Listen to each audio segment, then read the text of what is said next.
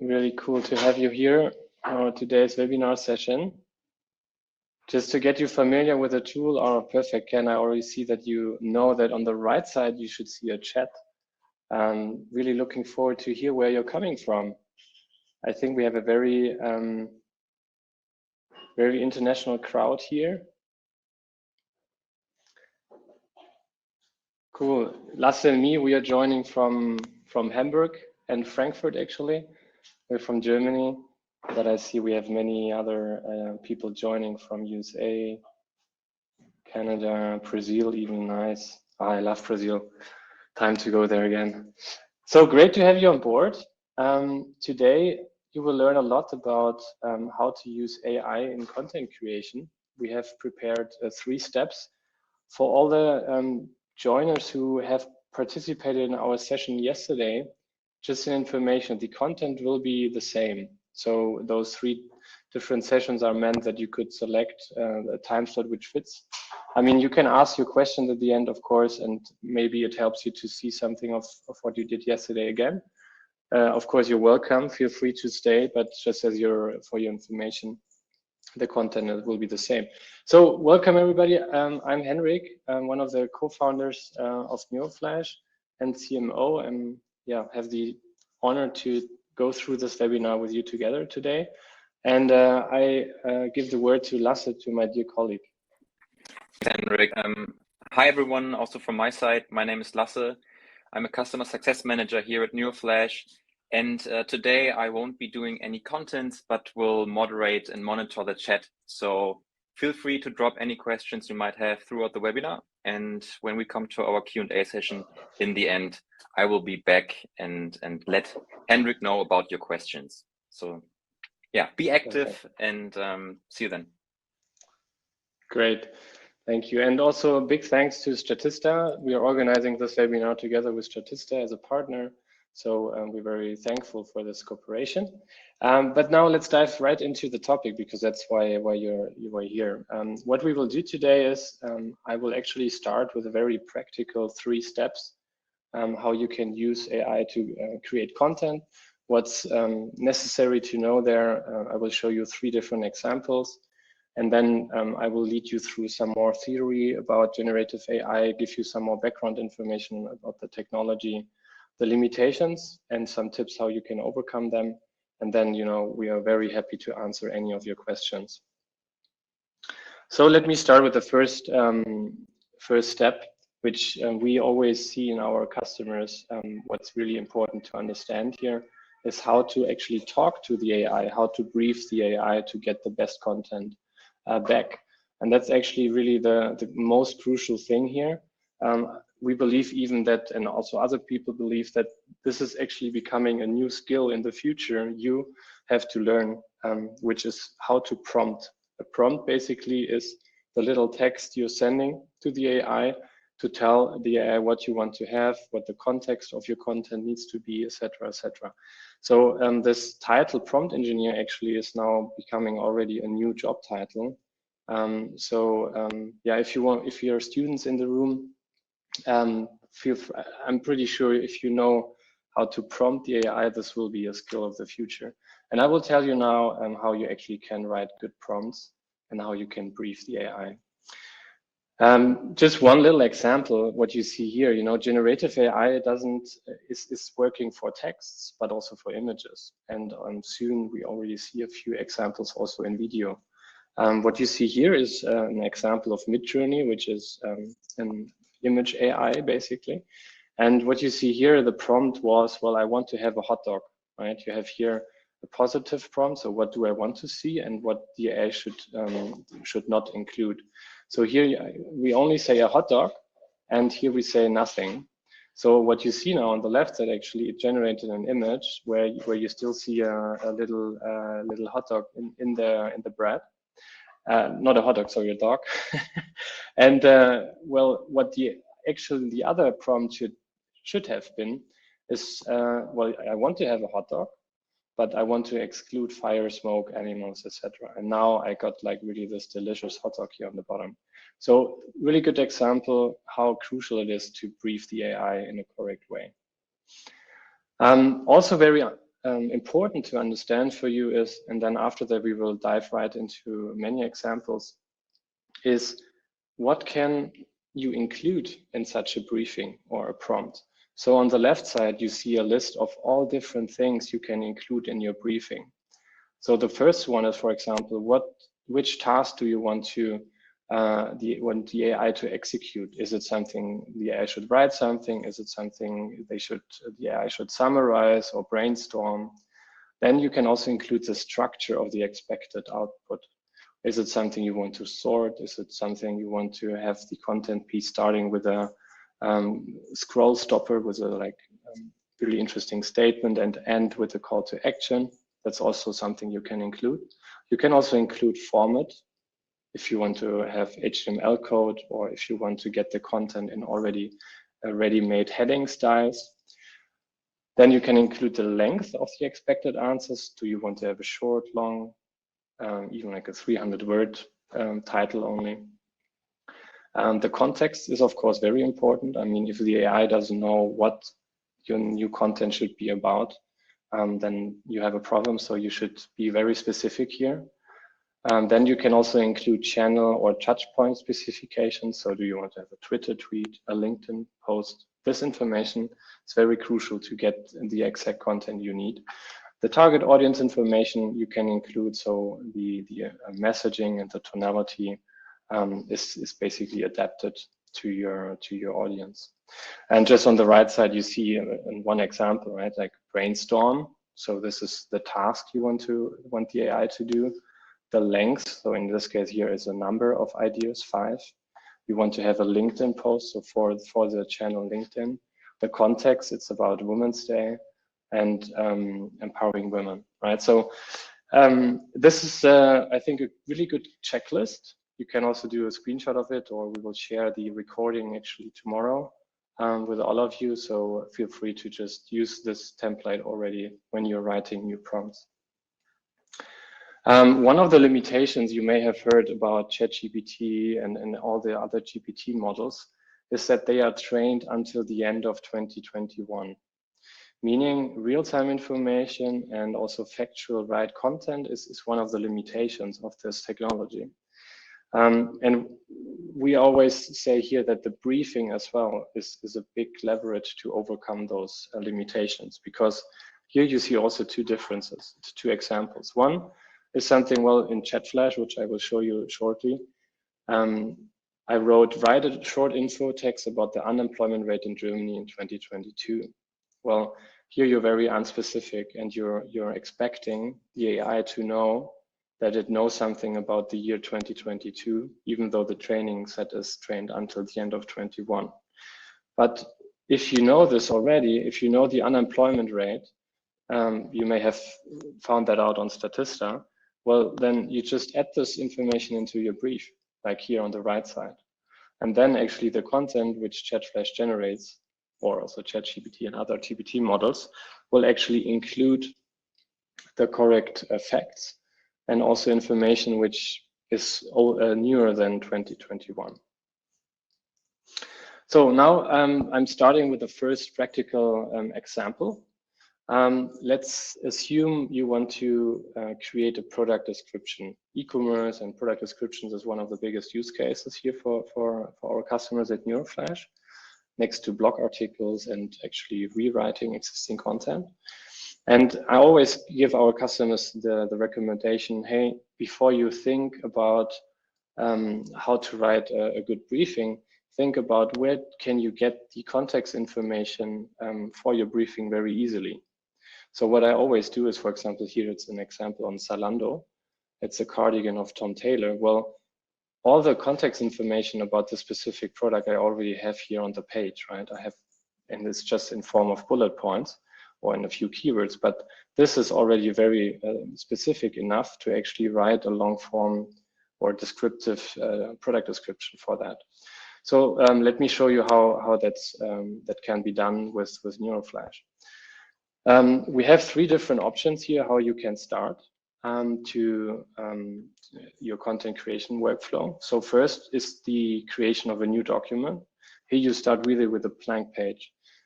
you can, this is more like a free way.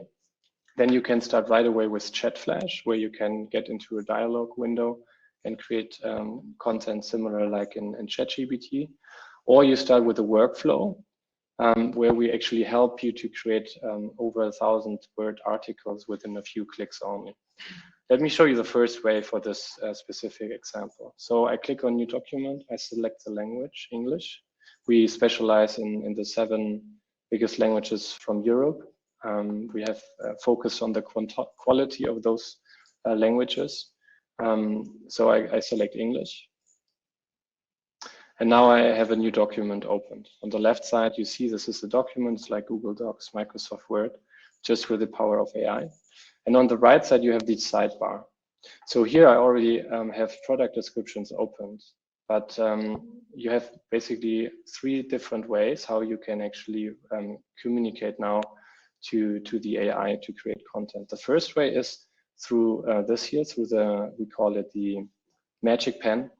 Why Magic Pen? It's I think a funny story, or not a funny story, but an important story is we believe that the human in this process of AI content creation is very, very important. So that's why we say it's a magic pen, because you still hold the pen, and you're very important also to add your own handwriting, and you're very important to steer the pen. Also from expectation management, the AI creates content very fast, but the content it's creating is supposed to be the first draft and your first ideas, right? With which you can work further. It will never be the 100% perfect option. And that's very important to understand. We truly believe in human in the loop here. So what is the Magic Pen here on the right side? It's a collection of over 100 different text types. So for example, in the blog writing, we have titles, we have whole blog sections. In email marketing, we can generate subject lines. In social media, the different text types in social media, post types. And what we done here is we used expert marketers from each country to actually give the AI best practices and examples. So for example, in the subject line, you will get many emojis directly generated, because we saw that subject lines with emojis do have a higher open rate. But now I wanted to show you the example of product descriptions and more tell you about how to write a good briefing. So what you see here now is you actually don't have a free floating field, let's say, where you can tell the AI, hey, please write me a product description, etc., etc. But what we do here is we guide you already what kind of information you need to put in there. So here in product, well, what I just showed you, I would just copy paste the product details of the product page.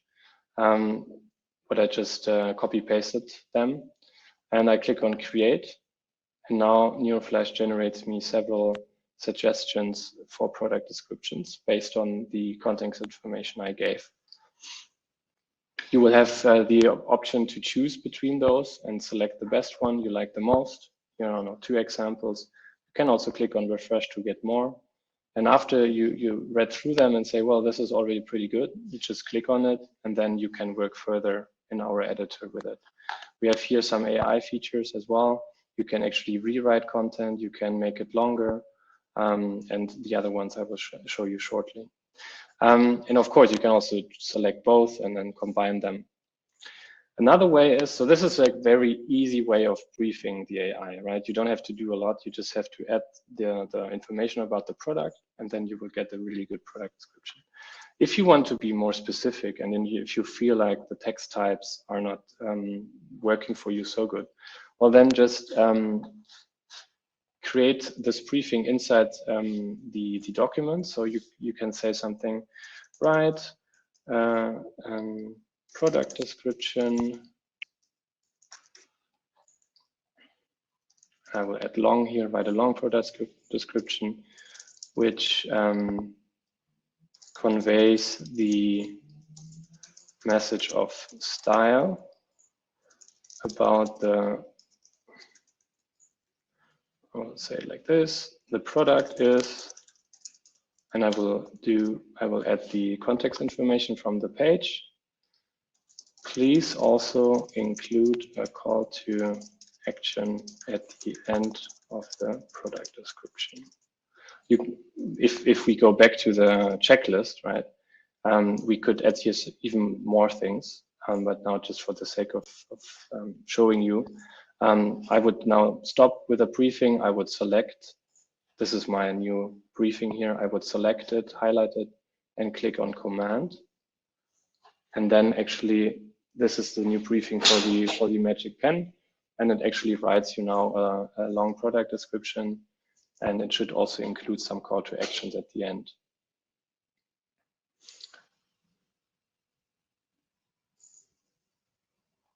Yeah, shop now while it supplies last, add this familiar to your wardrobe today. So these are the two call to actions, right? To help you in this briefing part, we actually created a template section here on the right side, which I just really want to quickly show you. We have, I think, already over 50 different templates here. They are actually coming from our community or from our team. So, for example, what you see here as well. Let me create an Instagram caption. What you can just do is here create an Instagram post based on, and we help you to add just a few keywords here, right? But what's really cool now, I think, is think about this free-floating briefing in terms of workflows. So imagine you have created this product description here. What you can just do then is create an Instagram post based on the product above. So now it's important that you actually highlight also the product information here, right? You click on command, and now it should actually write you a post text for Instagram based on this product. Looking for a chic, sophisticated interior, look no further than this Tom Taylor cropped cardigan. So now just within a few seconds, you actually created a product description, and this new product description was the basis for the briefing of your new content piece. And you see it actually adding some hashtags here because it understood that in Instagram there are often posts with hashtags. All right, so this was the first part about the briefing. And here in general, the key takeaway for you is the more precise you are in the briefing, the more facts and information you add, the better the content. And all the different checklist points here you see here, these give you a good framework of what you can add. You don't have to add them all, but the more you add, the better it actually gets. And use our template section. Send us your templates. If you want to use a briefing all over again, you can always send them to us and we will include them. So you have them just a fingertip away. All right, now the step 2. If you understand how to talk to the AI, I think it's also very crucial to understand what else you can do with AI in content and how you can actually optimize content. So how you're not just only getting context and channel specific good content, but for example, how you can create long form content, which is SEO optimized. So how can you combine this like really cool creative AI together with actual SEO analysis and technical SEO data?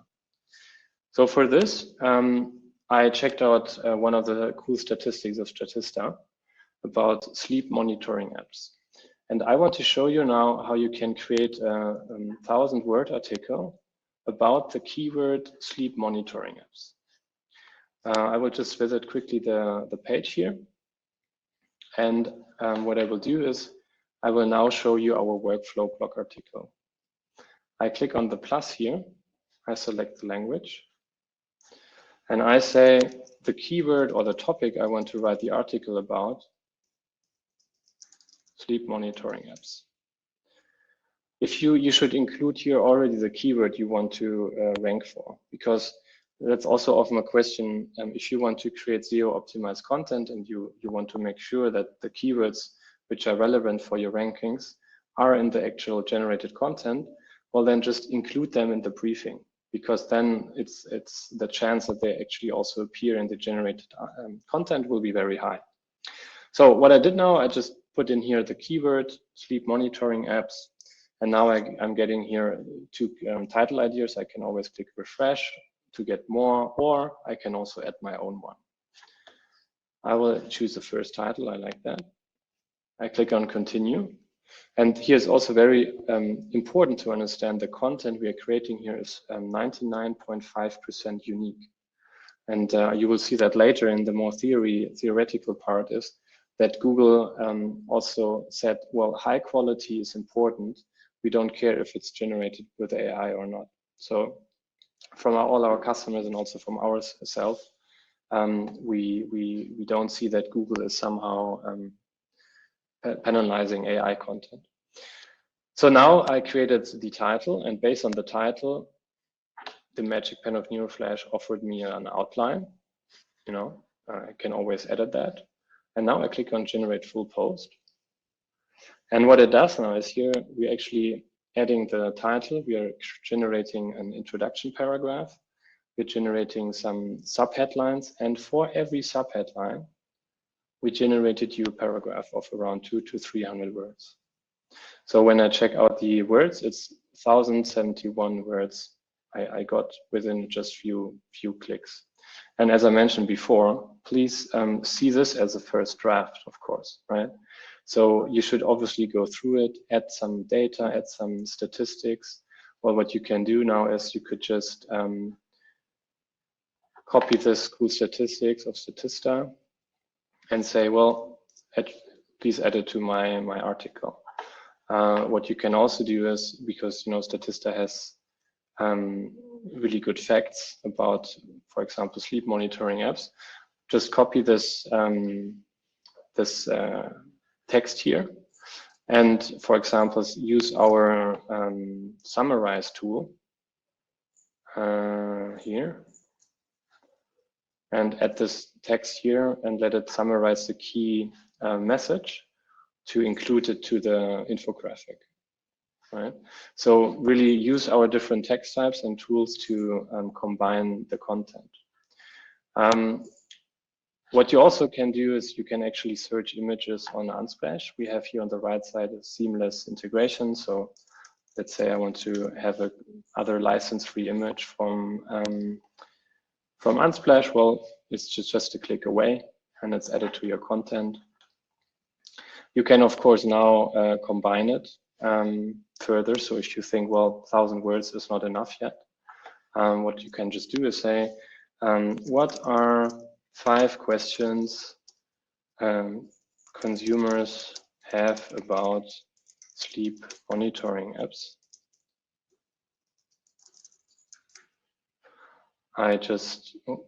You see here, we also integrated the language tool natively. So it helps you in the style, it helps you with grammar and some spelling mistakes. So what I have here now, I have this question, I click on command, and now it understands I want to have the answer of this question. So it will give you 5 other questions about monitoring apps. How accurate is the sleep monitoring app? Does the app require additional hardware or the use of special mattress, and so on and so on. Well, this gives me now a cool create content. For example, if I want to add some most asked questions about sleep monitoring apps. And what I can just do here is, well, I highlight it. I say it's an H2 heading. And what I can do now is, well, let Magic Pen just create the first answer to this question in just a few seconds. So you see that with the AI, you get like lots of content very fast, with which, of course, you can then work further at your own handwriting, at the information, your specific know-how. And you see that AI can even write content about sleep monitoring apps. It can write content for any topic. That's also an often asked question. And now the final step is actually optimizing this content for SEO, for Google search. So let me say I want to optimize my article for the long-tail keyword sleep monitoring app in google.com. I click on Analyze, and we have a partnership here with Seobility. It's also integrated in the app. You don't have to authorize or purchase another tool here. It's really seamless integrated. What it does, it basically gives you the top 20 competitor search results for this long tail keyword. So you see that New York Times, if you would search now this keyword in google.com, this page would come up. So it's also the real-time request here. And what we do here, we check how long is the content of the top 20 competitors. And on average, it's 2,700 words. And our article is only 1,268 words long, so we should add more content. The other thing you get is the TF-IDF analysis, which tells you what kind of keywords you have to add to your article, at what kind of frequency, to be perceived from Google as the expert about this topic. And here I'm just showing you one more use case, and you see also here the numbers. It actually checks how often this keyword is inside your document already. So absent tracking, it's like tracking is 41 times in the content, which is too much. So what you can do is, well, go through the article and you know, change it to some synonyms or change the wording. And the blue ones, you should add more. So what you can do now is, and I think this is here really where the magic happens, because on the right side, you have the actual SEO data, which is technical in real time given. And on the left side now, you can just say, hey, write a long paragraph, including the following keywords. And you highlight this. And as the keywords are now part of your briefing, it will actually create you a paragraph, including those keywords. And you will see when we analyze again, some of those keywords will have a higher frequency here. You see here, we're also highlighting the keywords if you click on them. So with this, you can like step by step improve your scores here and the length of your words. You can of course also rewrite existing meta title, meta descriptions to use for your own. You can quickly check out their competitor page if you want to see what is the format, what is the structure of the page, about what do they exactly write, you know. So it's a very good research method as well for your SEO rankings. All right, that was the second example, how to optimize your long form content also for SEO. Step number 3 is to customize actually your NeuroFlash experience and to add some more efficiency steps in there. And because we have here one new feature, which we just released last week, which is ChatFlash. Well, you may see that from the name. It's a chat interface, but much more powerful than ChatGPT because we have added a personality feature. And I want to show you how this helps you in your content creation, especially when you're creating content for a brand, for yourself as a personal brand, or for lots of different customers of yours. What is a personality? Maybe let's look first on the right side. What impact actually does that have on the generated content? So when you use ChatFlash and you choose the standard personality and you ask ChatFlash, what are important values for you? It basically answers in a very generic way. It says, well, I'm an AI language model. I may have important values such as the humans. But when you ask ChatFlash and have set up Apple as a personality brand or the brand personality, you get this answer here. As a brand, we value innovation, simplicity, excellence, etc., etc. So what you can define in your personality is your tonality, how you speak, also your values you want to convey in your text, for whom you're writing the content. And the use cases are very unlimited here, but the 3 most used use cases we see currently from our customers is first, if you want to use ChatFlash for your research and ideation, and you want to get more specific answers and in a more concrete context, this helps a lot. Or if you are creating content for several brands, for several products or several companies, you can just add the different personalities of different products, of different brands, and then you can just select them, and you always get the much more on brand content, much easier, because, you know, as a human, it's very hard to put yourself into an Apple shoe and a BMW shoe, right? BMW shoe. The content you're creating here is just much more different. And this then ensures that you communicate across touch points in a very similar way. Okay, let me show you one example, and I want to do that with the Mercedes-Benz personality. So imagine, you know, this is a mission statement of Mercedes-Benz, and I created now here a personality inside NeoFlash, and it's really, you can create it with a simple text basically. So what I wrote is here, hey, if I'm chatting with you, act as you were the brand Mercedes-Benz. So when I talk to you, you are Mercedes-Benz. And when you create content, always include the following values for what we stand basically. So I added this, I somehow copy pasted that's from the website. But here, of course, you can just add that once. It's a bit of work, to be honest, right? Like to add this once. But then you will see, and I will show you now this in the app, you will save a lot of time along the way. Let me create a new document. And now here in the second icon, you have access to ChatFlash. And you see here, you have the personalities.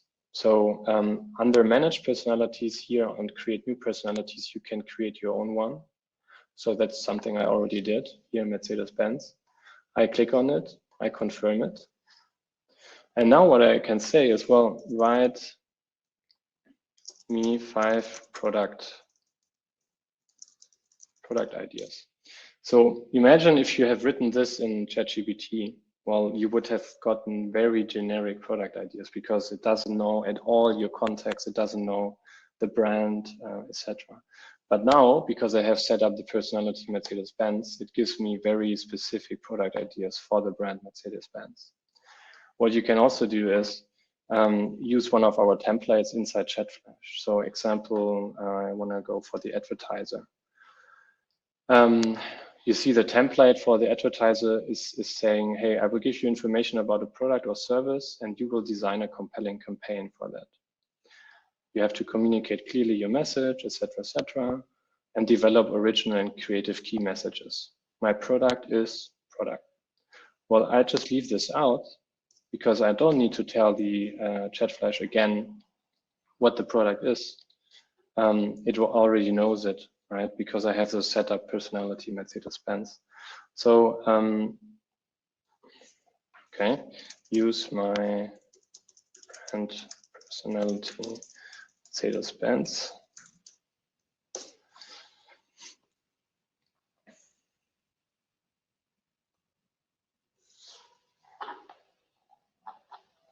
So now it should take the, yesterday it worked without the additional step actually. Yeah, but now you just had to tell that again. So you see here now product service for Mercedes S, you get key messages, slogans, you get a selection of media channels, you get some recommendations for additional activities. So you see here, you can also use AI for like not actual content which you publish out there, but actually for more internal planning purposes as well, like campaign plannings, etc. So yeah, this is personality. And this helps you, as I mentioned, create content across every touch point and makes you much faster. All right, that was it from the practical part about briefings. Let me go maybe quickly asking Lasse how the questions look like, whether we should do a quick pause here and check the questions, or whether we should continue with the theory about the AI technology, etc. I think generally we can just continue. I have collected a few questions already, but I think we can tackle them in the end. There is indeed one question that just was asked and is regarding the personalities. So maybe before we go on, we might talk about that. Christina asks, just to make sure I understand, can we create unique brand personality voices for our clients generated from the values and brand attributes of a certain brand? 100%, 100%. So that's something I try to show you now. You can add any context information, whether it's brand values, tonalities, messages you want to convey in your content. You have to describe this and add this as a personality for every brand you're writing content for. And then you have your personality set up. And the personality is also only shared within your own account. Obviously, this is not making like not any other users don't see your personalities. It's only made for your account. Okay, then I will continue. And I see that I should speak a bit slower and more enthusiastically. All right, I will try to do that. Thanks for your feedback. All right, so maybe a quick introduction to generative AI. What we are seeing currently, I think, is just mind-blowing. What's happening in the content space, it's also happening in the programming coding space and on the image front. I just saw a question also for videos. We see slowly starting video picking up here as well, but I think the quality of the videos will not be there where images or text is currently in the next one year at least. But the main message here is it's going to be a huge efficiency boost. Now, that despite the industry or despite the task you're actually doing with AI, you will save a lot of time and costs.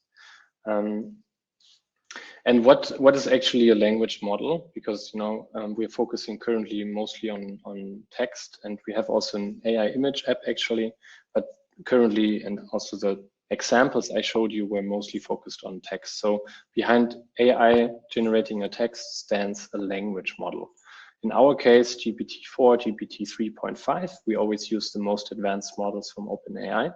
And what they did basically here, they looked at around 10% of the internet, used all the example content like Wikipedia, mass media articles, book transcripts to learn how we humans communicate and how we write, and also it learned the different languages.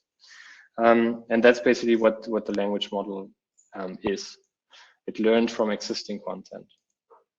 And based on this, it's calculating likelihoods, which words follows the other words, and creating full sentences out of that.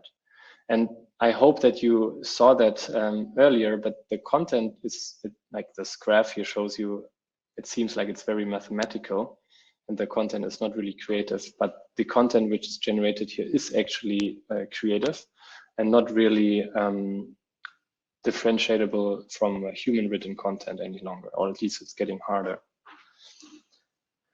And already touched on, based on that, but where the technology has limitations is writing factual, correct content. Also, when you say, well, I want to write you 5 words about XY, it's having a hard time to exactly write 5 words. So be very specific in the language specification doesn't work that well yet. And the real-time informations, as it's trained on data until the end of 2021. It doesn't know per se the happenings from yesterday. But as I mentioned, you can overcome this limitation by just adding this to the briefing. Where it's very good at though is really writing content industry agnostic, like for any even niche industry like microprocessor chips or something like this. It can actually write you really good content. Language agnostic as well. As I mentioned, we have the 7 most spoken languages from Europe included. With ChatFlash, actually, you can generate any language which is out there. You can even create your own language there. It's very good for ideation and brainstorming. It's also very good for writing content in different tonalities. That's something very hard for me. If I change content for different target audiences or something, it's very hard to write the same message in different tonalities. So this can be done very easily with AI.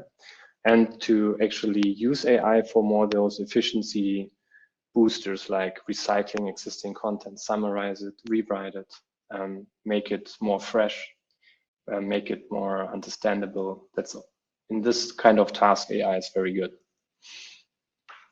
You already saw the different use cases inside our app, but what I just really want to mention is the use cases are very diverse here. And we have customers writing books with NeuralFlash, but you can also create a marketing strategy plan with NeuralFlash. So just be aware of this. Don't only think about rewriting content, but think about in your current workflow on your day-to-day business and workday, hey, where did I do something which took me a lot of time and which wasn't a lot of fun? Well, maybe, yeah, I can help you here. We are from Hamburg, Germany, and we truly believe, and we get many questions, hey, what makes you different to ChatGPT, etc. We truly believe in a European, that we need a European AI solution here. We focus on the European languages where we can offer much better quality in the local languages. We have all the data security in place. All the information you share inside NeuralFlash is not sent to OpenAI's models back. That's also very important to know. Yeah, since last year we grew a lot, and also with ChatFlash, you just saw that with the personalities and the templates, we just offer much more guidance and further optimizations and efficiency boosts for you, together with the other tools like SEO analysis, images, and a really nice editor. I think this kind of service or this kind of interface is much better for actual professional content creation. The three most asked questions in the past, that's why we are focusing on them here in this slide. We use the most advanced language models. Even if you're a bigger company and you want to train your own models, that will be soon possible with us. We use GPT-3, 3.5, and 4, depending on the content piece and the workflow, because sometimes even GPT-4 is not better than 3.5. All the content we're generating, and we tested over 1 million content pieces out of NeuralFlash and several plagiarism checker tools, is unique. And as I mentioned already, Google says as long as the content is high quality and the people want to read it, AI content is fine for us. And the last point is that the content you're creating with an AI or with NeuralFlash is that it belongs to you.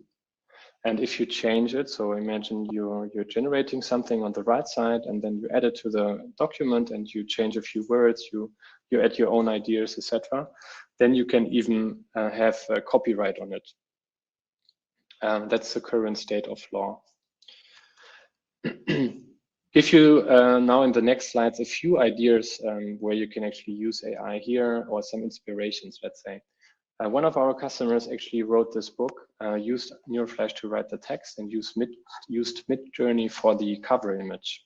Found that very inspiring, and actually it's liked by a lot of people. It has quite a good rating.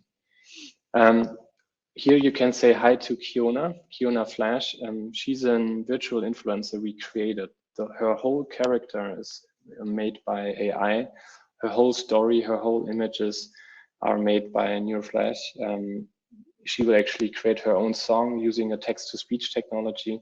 So you may ask now, another fake social media profile out there, but that's not what we want to do here. Is we want to rather show you what's possible out there currently with the technology, and convey this know-how in a nice story around Kiona Flash. So check her out on Instagram, but I think the influencer branch will also be impacted a lot by this generative AI trend. You also, what we see is also rethinking campaigns, and how you do storytelling with your campaigns will change a lot. So on the left side, you see an example with one of the biggest homeless street magazines from Hamburg, Hinz und Kunz. We actually use stories of 30 different homeless people from Hamburg and converted their life story into an AI art piece. So we used AI image generation technology here to transform this into different art pieces, and those art pieces are the money which they collect from the sale will be donated back. On the right side, it's a cool bike brand from Munich.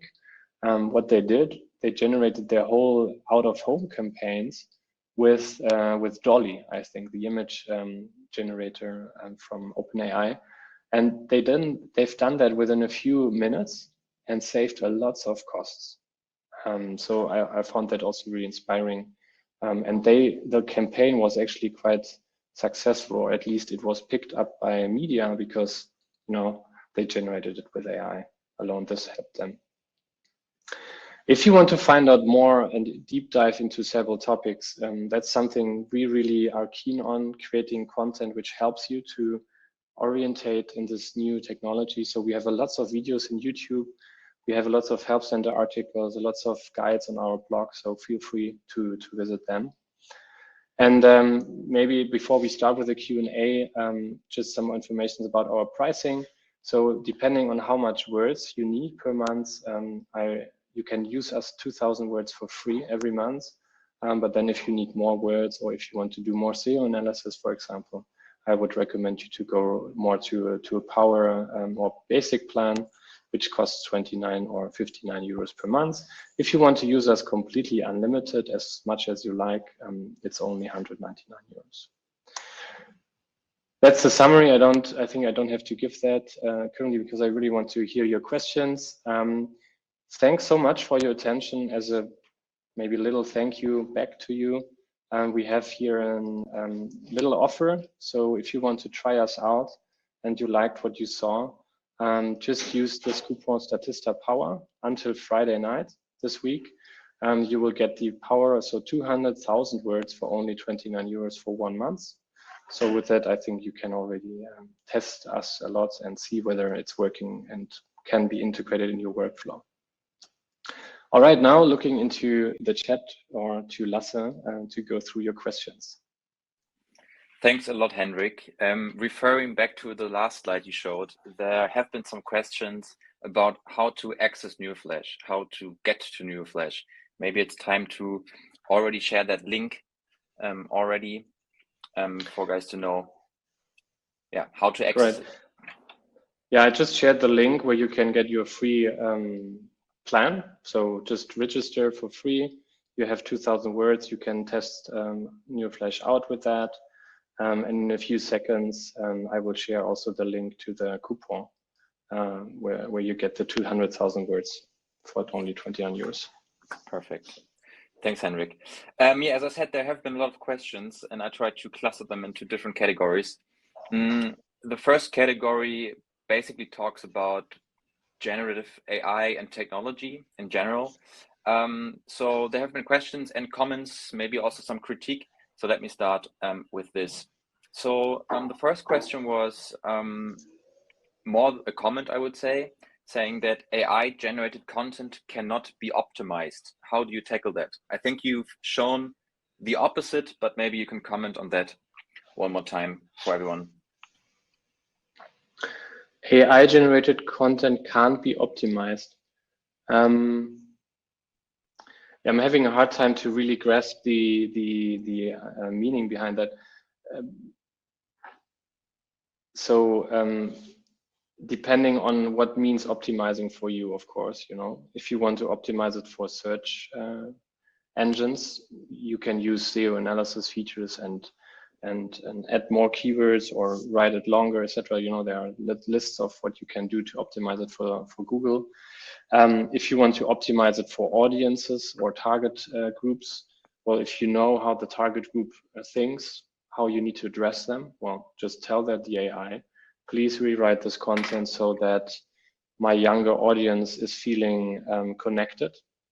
And then the AI will actually tell you or give you ideas how you could change your tonality and your messaging towards specific target audiences. So I think the same as you would do and think to optimize content, you can just tell the AI to do that. And as I mentioned, as an expectation management, of course, this is also the part where we humans play a huge role.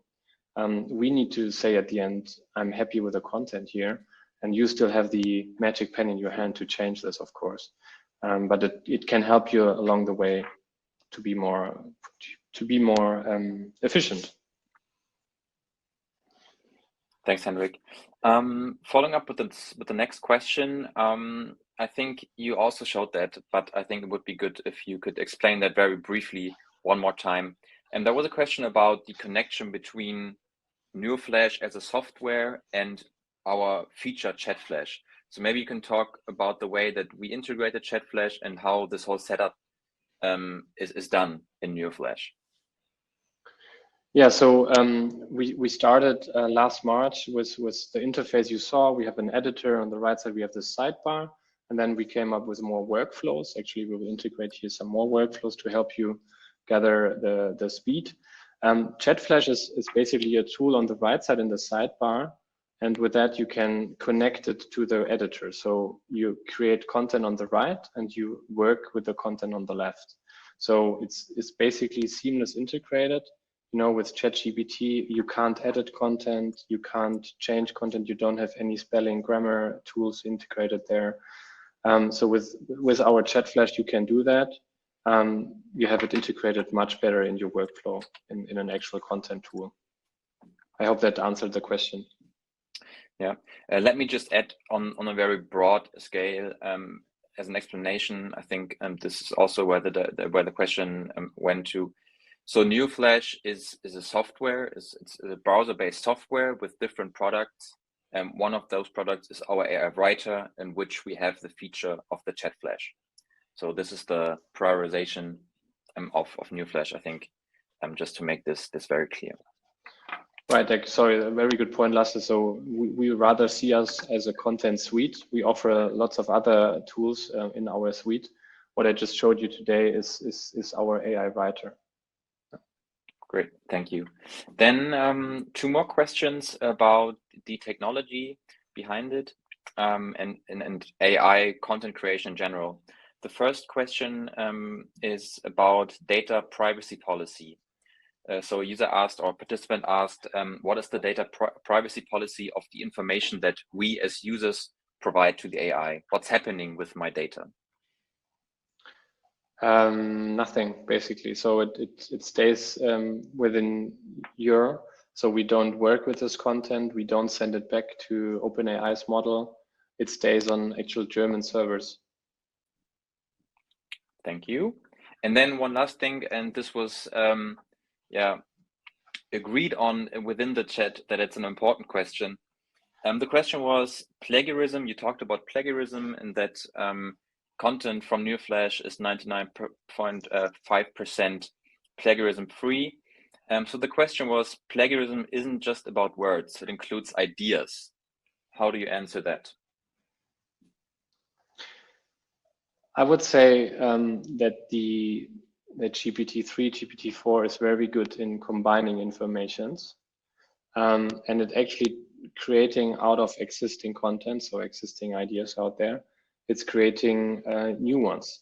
So what you can also do is use it as a really brainstorming tool and say, hey, please focus on very unconventional ideas, or think like a crazy physician.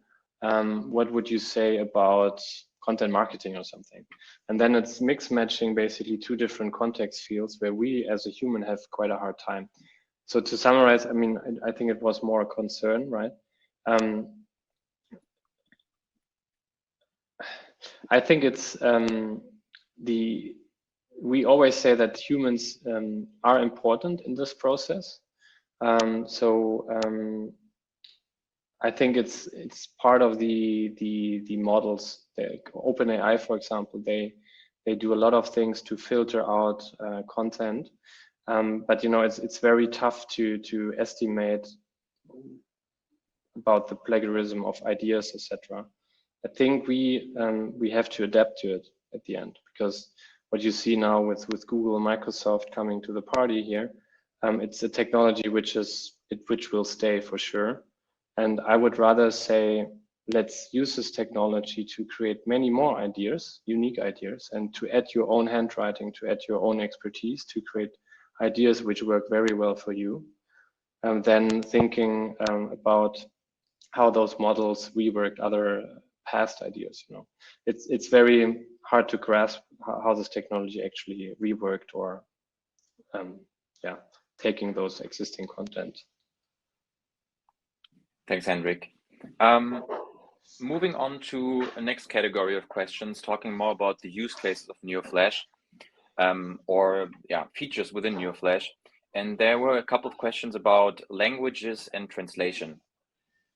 So first of all, the question was, when you use NeoFlash, can it translate to different languages? So how does that work?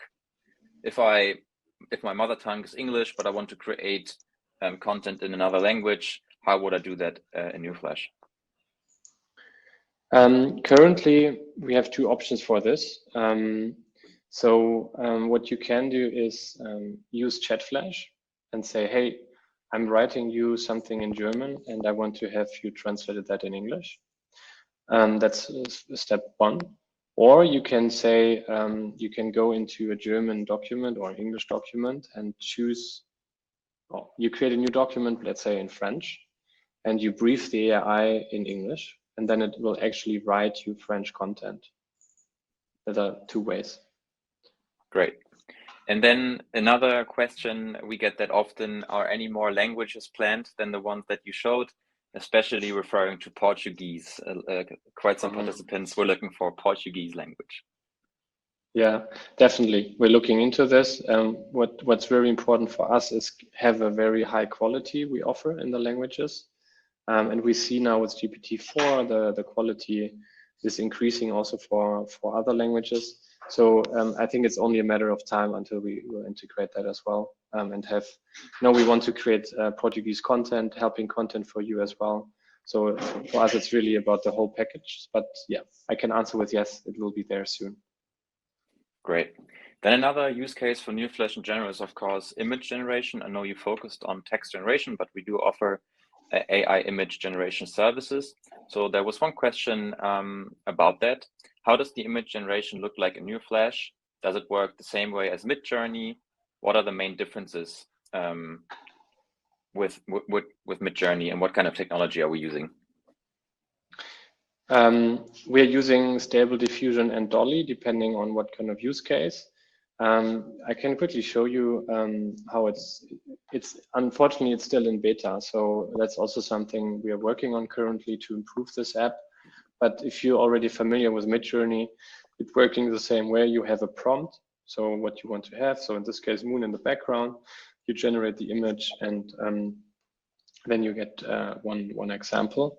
But yeah, it's still in beta, as you can see. We will add some more features here. We will actually combine text and images together to have like really think content as a whole piece and not only text, right? What we also have is the avatar feature. It's a one-time order you can do, and that's really cool. You can upload 15 images of yourself, and actually you see myself here, and you get 150 different images back. Me as a pirate, me as a Superman. You can do that also with your products. So in case you, I don't know, you have a clothing product, we'll upload this product, and then you will actually get back product images in very different settings. Thanks, Henrik. I see that there are some questions about the promo code that we shared. We'll come back to this in a very moment.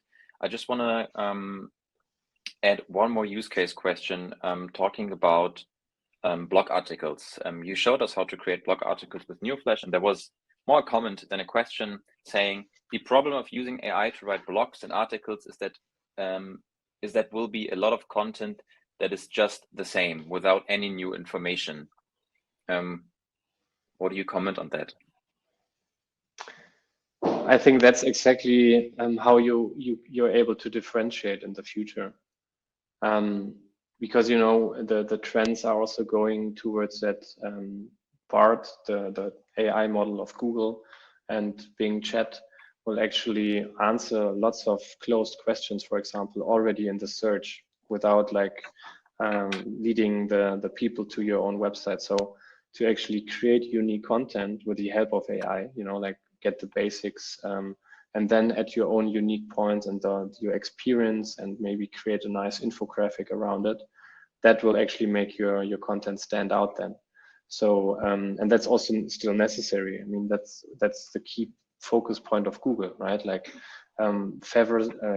prioritizing content which is high quality, where people stay the longest on there, and that's how you will differentiate in the future.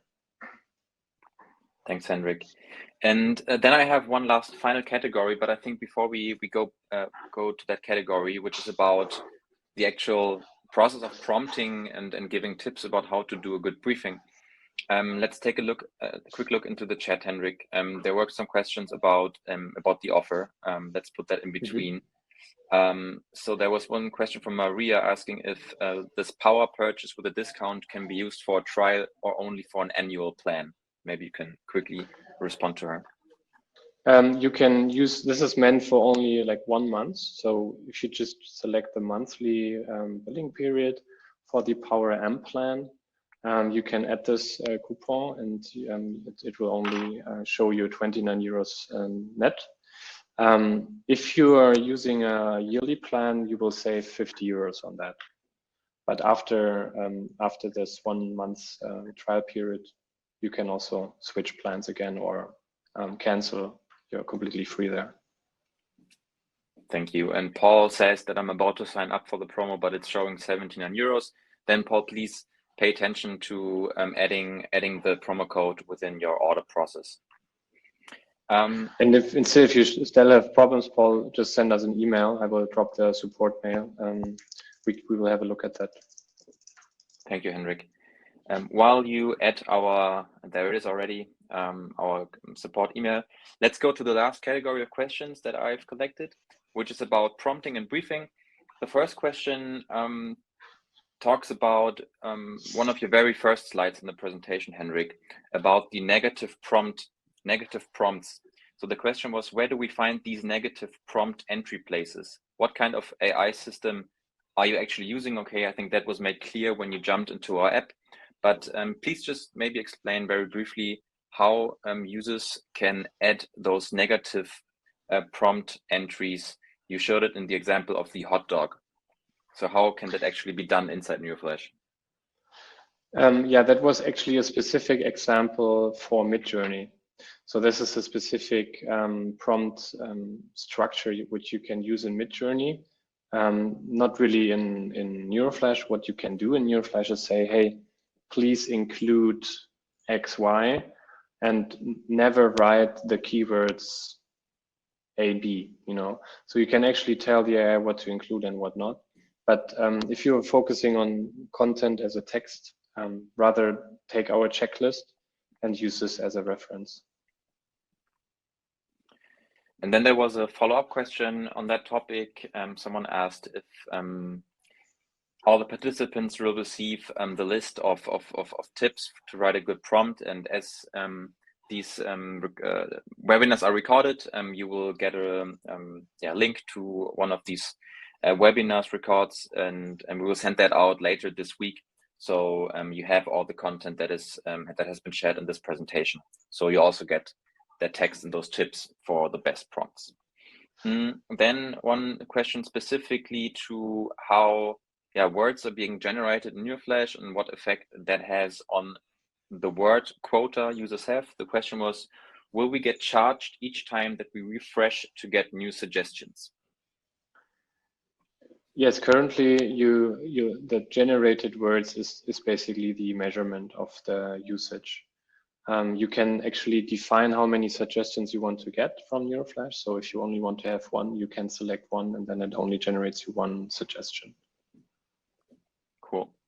And then one more question, and this would be the final question that I have from my list right now, concerns plagiarism again, but more talking about the specific use case of creating articles. So the question was, is there any chance of plagiarism, or is each article unique? If more than one person asks the AI to write an article of sleep tracking apps, for example, will there ever be the situation that two users at the same time brief the AI about the same content and they get the exact same text?